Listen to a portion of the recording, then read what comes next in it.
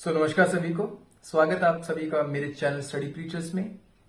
और जैसा कि थंबनेल टाइटल देख के आपको पता चल चुका होगा कि आज का हमारा टॉपिक क्या है।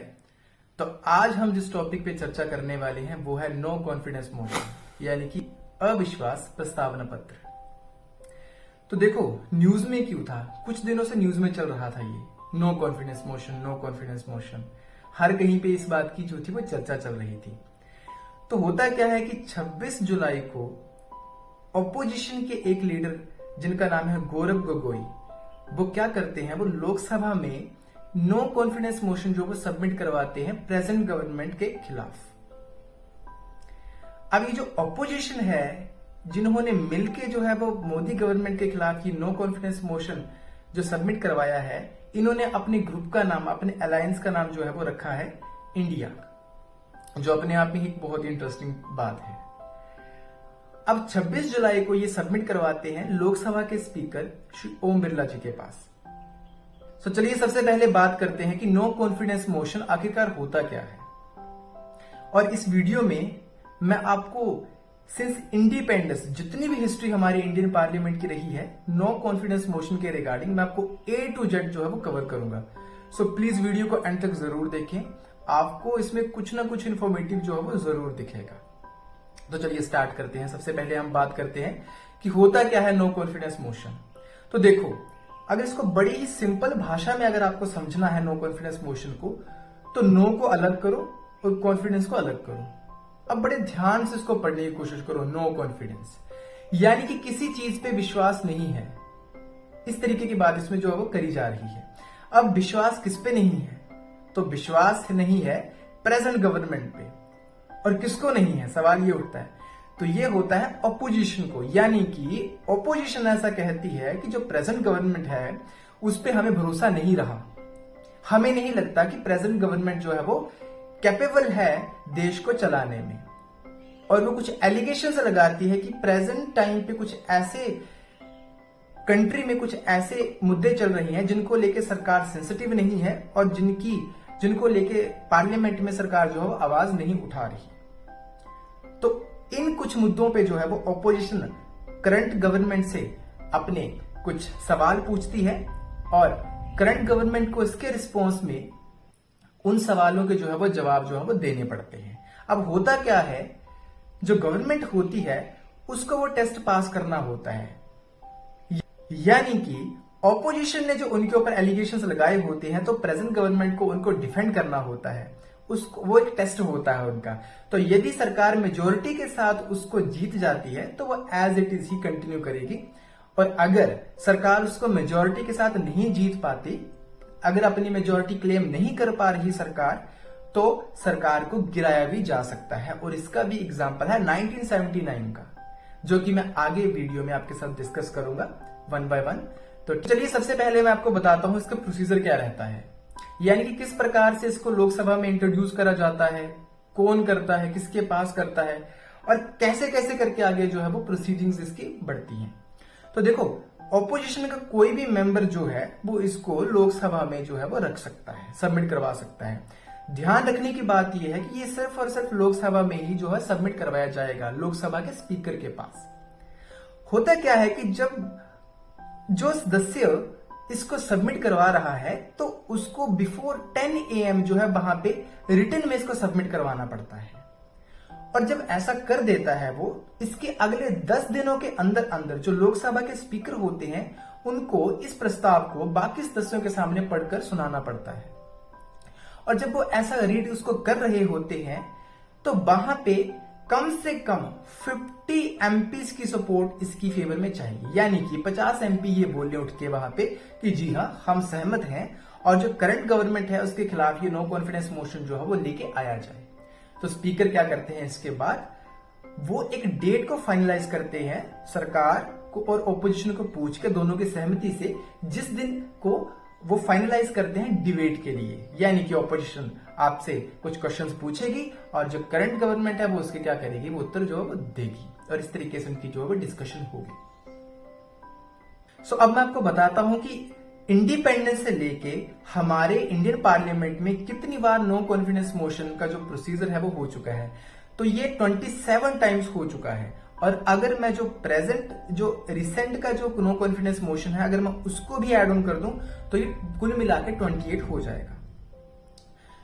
अगर मैं सबसे पहली बार बात करूं कि सबसे पहली बार कब ये लेके आया गया था, तो देखो जो स्टार्टिंग की 2 लोकसभाएं थी उसमें तो ऐसा कुछ नहीं देखने को मिला, लेकिन जो तीसरी लोकसभा थी जब प्राइम मिनिस्टर थे पंडित जवाहरलाल नेहरू, तो उनके खिलाफ पहली बार 1963 में नो कॉन्फिडेंस मोशन लेके आया गया था। और वो कौन लेके आया था, तो वो लेके आए थे ऑपोजिशन के लीडर आचार्य जेवी कृपलानी। क्यों लेके आए थे, कारण था 1962 का इंडो चाइना का वॉर जिसमें कि हम बुरे तरीके से हारे थे। उन्होंने पंडित नेहरू की फॉरेन पॉलिसी के ऊपर सवाल उठाए थे, यानी कि चाइना पॉलिसी के ऊपर कि आपकी क्या पॉलिसी है जिसको कि आपने फॉलो करा है, जिसका कि रिजल्ट हमें ऐसा देखने को मिला और सरकार को इसका जवाब जो है वो देना पड़ेगा। फिलहाल अब 1963 के बाद दूसरी बार जो हमारे देश में नो कॉन्फिडेंस मोशन लेके आया जाता है, तो वो लेके आया जाता है लाल बहादुर शास्त्री की सरकार के खिलाफ। और इसमें इंपॉर्टेंट और इंटरेस्टिंग फैक्ट ये भी है कि इस नो कॉन्फिडेंस मोशन में सबसे ज्यादा लंबी डिबेट चली थी, लगभग 24 आवर्स, जो कि अब तक के जितने भी नो कॉन्फिडेंस मोशन हुए हैं और उनमें जितनी भी डिबेट्स हुई हैं उसमें सबसे ज्यादा लंबा समय इसमें चला था।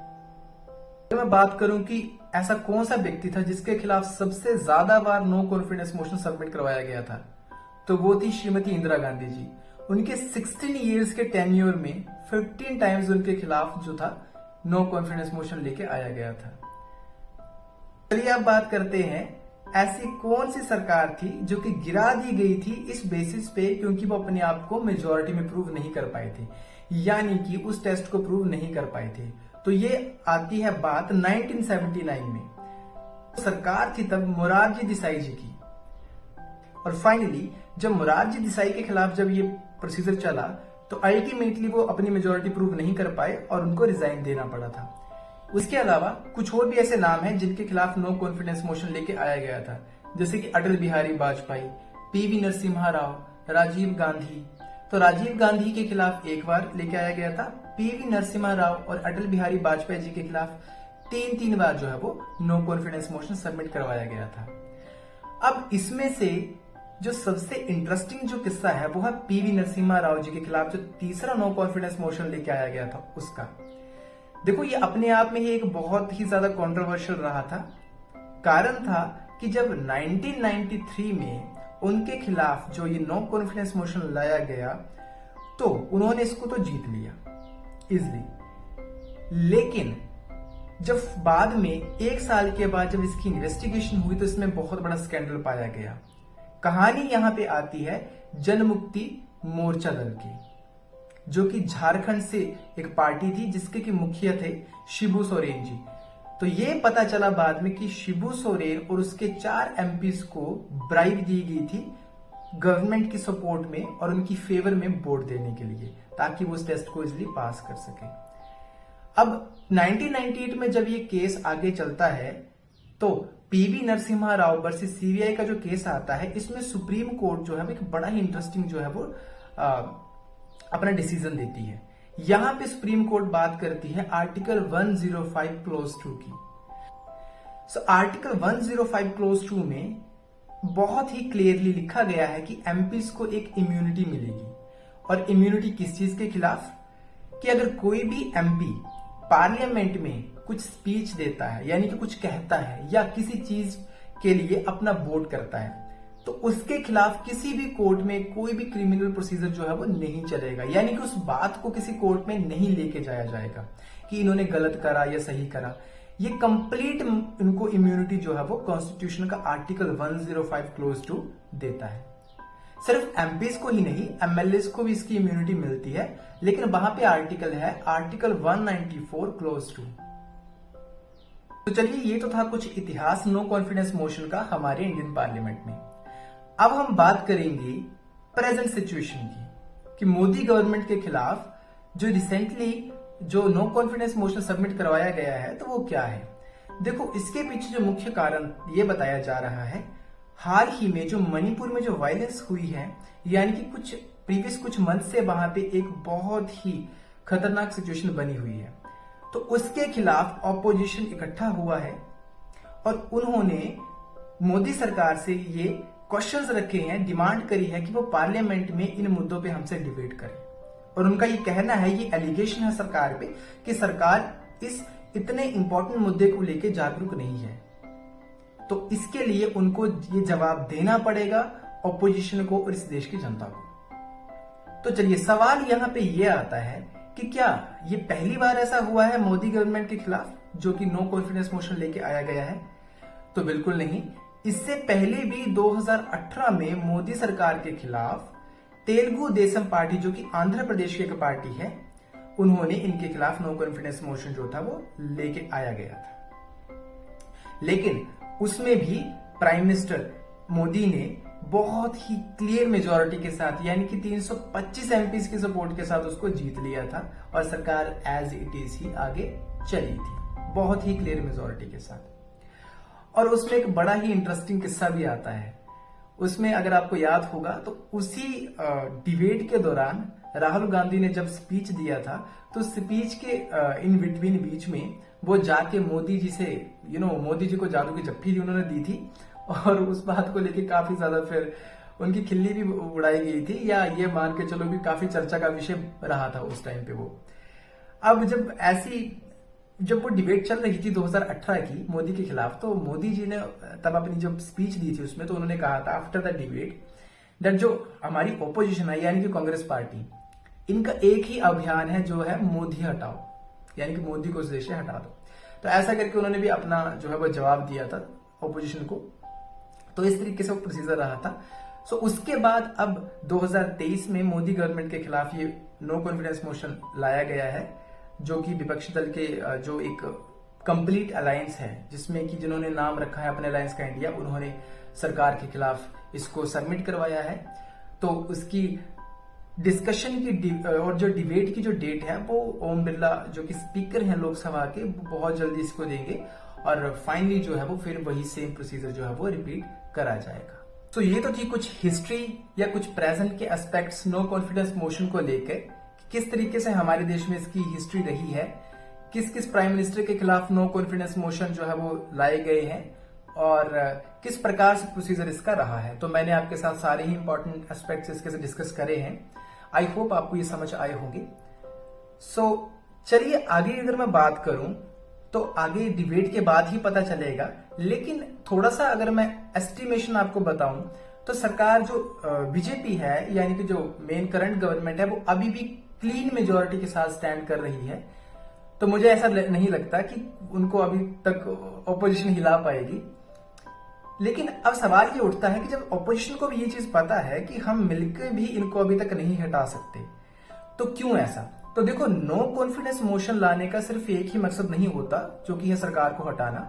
इसके और भी एस्पेक्ट्स होते हैं, जैसे कि करंट में कोई ऐसा इंपॉर्टेंट इशू चल रहा है, जैसे मणिपुर वायलेंस चल रहा है, तो देखा ये जा रहा है कि सरकार इसके खिलाफ ज्यादा कुछ स्टेप्स जो है वो नहीं ले रही। तो जो ऑपोजिशन है वो क्या कर रही है, सरकार को कंपेल करेगी कि इस मुद्दे को डिस्कस करा जाए और इसके कुछ सॉल्यूशंस निकाले जाएं एज सुन एज पॉसिबल। तो इसके लिए भी नो कॉन्फिडेंस मोशन को जो है वो सबमिट करवाया जाता है कई बार। तो ये भी एक इसका अहम मुद्दा है। सो चलिए, आई होप आपको जितना भी मैंने आपको बताया आपको एक थोड़ा सा क्लू मिला होगा इस प्रेजेंट के इशू को लेके या इसके हिस्ट्री को लेके। और अगर आपको थोड़ा भी अच्छा लगता है इस वीडियो में, कुछ भी अच्छा लगा थोड़ा सा भी, तो प्लीज चैनल की सपोर्ट के लिए वीडियो को लाइक करो, चैनल को सब्सक्राइब करो और अपने दोस्तों के साथ शेयर जरूर करिएगा। देखो, आप जब अपने वैल्यूएबल कमेंट्स ड्रॉप करते हो कमेंट बॉक्स में, तो उनको पढ़ के काइंड ऑफ बड़ा पॉजिटिव मोटिवेशन आता है कि अगली बार जो टॉपिक हो या जो वीडियो हो वो बहुत ही अलग और अच्छे ढंग से जो है वो आपके सामने रखा जाए। सो प्लीज अपने वैल्यूएबल कमेंट्स जो है वो जरूर रखिएगा। जो भी आपके अनुसार आपकी क्या सजेशंस है वो भी आप जरूर बताइएगा। So with that said, I am taking leave. Thank you so very much for watching. जय हिंद, जय भारत। Thank you.